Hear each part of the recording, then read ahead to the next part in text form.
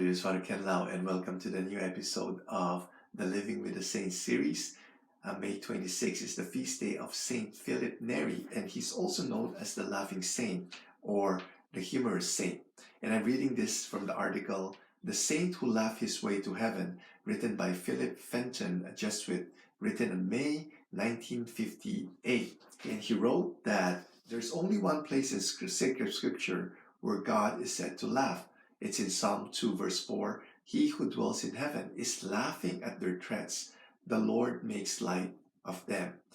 But God must have greeted Philip Neri at the gates of heaven with a hearty chuckle, for he truly was a saint who laughed his way to heaven. And many people think that sanctity is very boring. Sanctity is all about seriousness, but sanctity is related to humor. Okay, that is why the saints laughed at themselves, knowing that the universe is only a stepping off place to their eternal goal. And to take this world seriously is utter foolishness. St. Philip Neri first realized his vocation through contact with the sick and the deceased.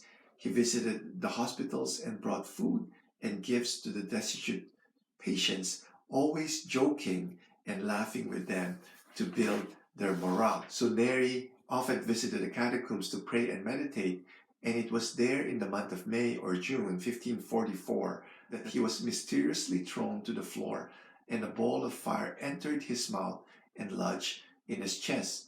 Soon recovering from the shock, and put his hand to his left side and found a swelling as large as his fist.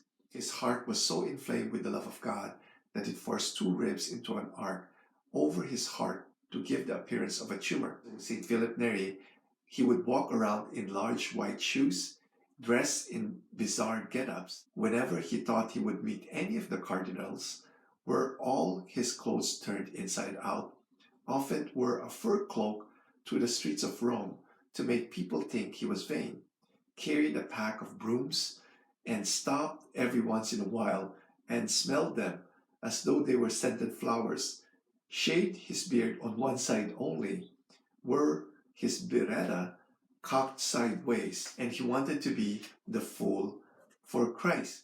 Philip's main object in being the clown and playing practical jokes was to draw men to God with jest and humor.